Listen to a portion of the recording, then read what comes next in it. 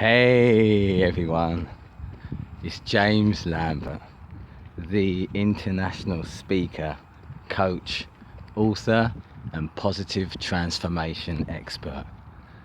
How are you doing? Hey, it's a beautiful, terrific Thursday. You join me, my friend, furry Mr. Max there. Glorious, glorious day here weather-wise. Wow, could well be one of the last truly hot days of this late summer turning into autumn in the United Kingdom. Beautiful, love it, just really love it.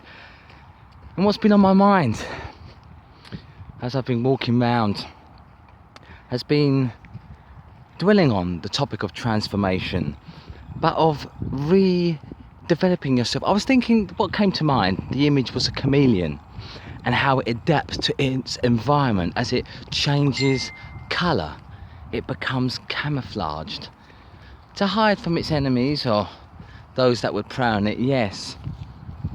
But I realised that adaptability is very handy. And what I urge you to contemplate is, do not be afraid to adapt.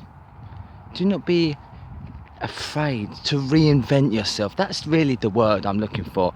For I've realised that it doesn't change your essence. Everything you've learned and where you've been born and where you're from, that doesn't change, that can't be taken away from you.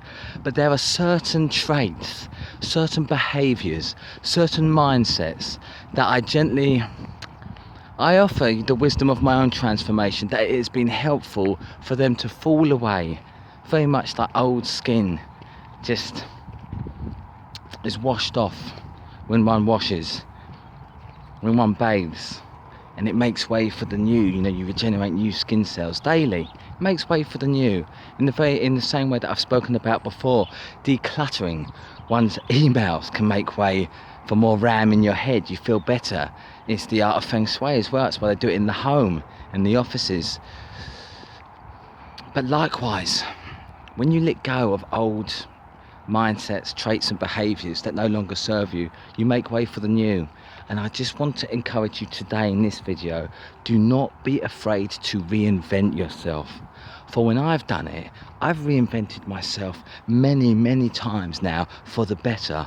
So I moved from someone that was angry to being more positive, violent to peaceful, negative to positive, and on it goes. And you can do the same.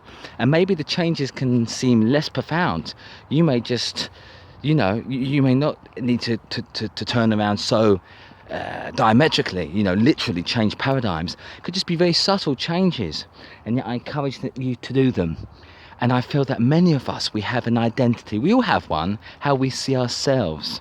And yet without great self-awareness, that self that we see is not what others see, and also it could be unhelpful. So you may see yourself, particularly I have a lot of male clients, in this whole paradigm of what it means to be male and macho, and sometimes it can be overtly aggressive. And even if it's not outright violent, that aggression, either in sales or in their office place, it can be very displeasing and distasteful to others. And it does, ironically, it loses themselves and it puts people off.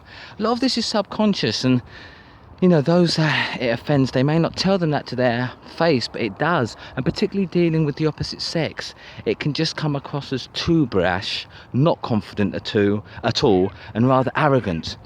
And so I invite them to tone it down and to speak and talk and to act.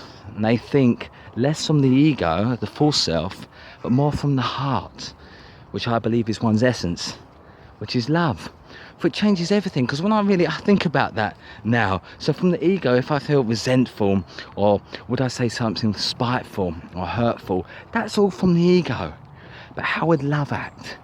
And right there, it's completely different. But no, just wanted to leave you with the thought, do not be afraid to reinvent yourself. So I don't care if you've liked a particular genre of music for years. If you feel the calling to explore others, do. The same with sports. You have maybe a strict, a fan of watching football, but if you have an inclination to check something out, follow it. Follow it. You're not betraying yourself. Before, just again to put it further in context, I used to have It's a tattoo on my neck, and also a mouth full of gold teeth. And that was fine for a time as part of my identity previously, you know.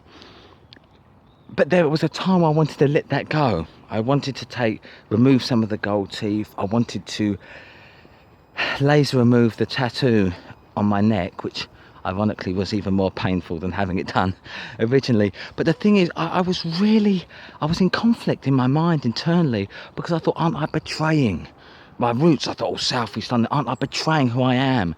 Am I selling out? Am I becoming a false self? No, none of these things were true. But you see, the ego, the false self, the self that doesn't know that it is beautiful, perfect, and everlasting, it needs to hold on to these things, for it doesn't understand that the essence that you are is timeless. So it holds on overtly to these material objects, or it thinks that you are the body, or you are like the gold shiny teeth or the tattoo on my neck.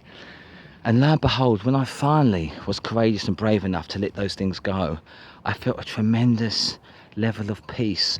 And that's what I meant. I could go about reinventing myself without that seeming baggage, without maybe the judgments from others. Now, I'm not saying you have to do that, you know, like I've got too many tattoos all over my body to remove them all, but I'm just saying, if something in particular speaks to you to change, a way of dressing, or just an appropriate manner, a way of being, listen to that, because that truly is the intuition. That's the voice of knowledge, or I should say wisdom, and it is encouraging you to change for the better.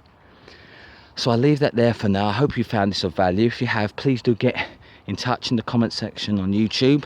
Subscribe to my YouTube channel if you haven't already. Send me a message through my Facebook public page, James Lambert, or an email through my website, James Lambert Coaching. Have a beautiful, beautiful day. Much, much love from my heart to yours. And know this, that you are unstoppable. And I believe in you.